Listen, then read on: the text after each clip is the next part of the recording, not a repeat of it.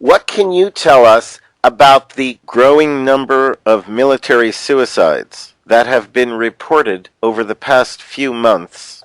I would imagine that there are plenty of soldiers who just can't live with themselves in terms of what they are being told, not asked, told to do.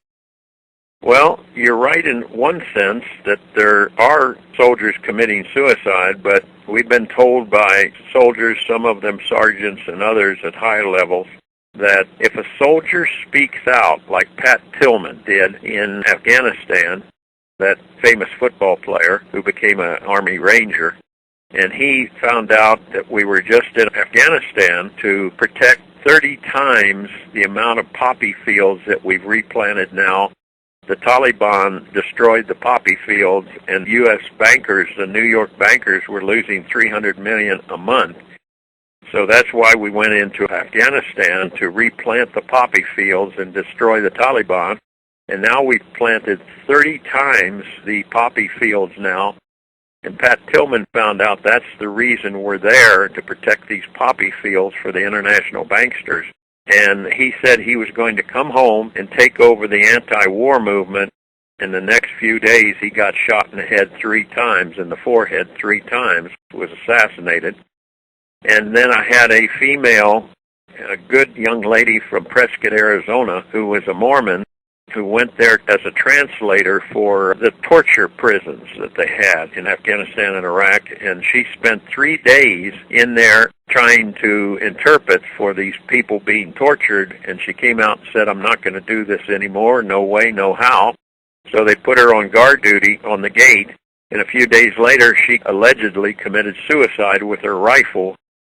So what we've been told by soldiers coming back, and some of them officers, is that if you speak out and say you're not going to shoot this child in the head anymore, I'm not doing that anymore, then in the next few days you're suicided, and they write to your folks and tell them that you committed suicide because they don't want you coming home and telling these stories. Be that as it may, if you're smart, you don't speak out in a venue in which they know what you're going to do. You speak out by actually doing it. Yeah, these 7 soldiers that have come home and told us about executing men, women, and children on command with their revolvers and their rifles say they can't sleep at night. They're having trouble sleeping. They wake up screaming that they see a little boy's head blow up and a little girl's head blow up that they just executed. And so they're coming back with PTSD really severe. The solution may be to have a formal mutiny. Maybe the commanders need to be arrested for issuing illegal orders to go out and murder innocent people.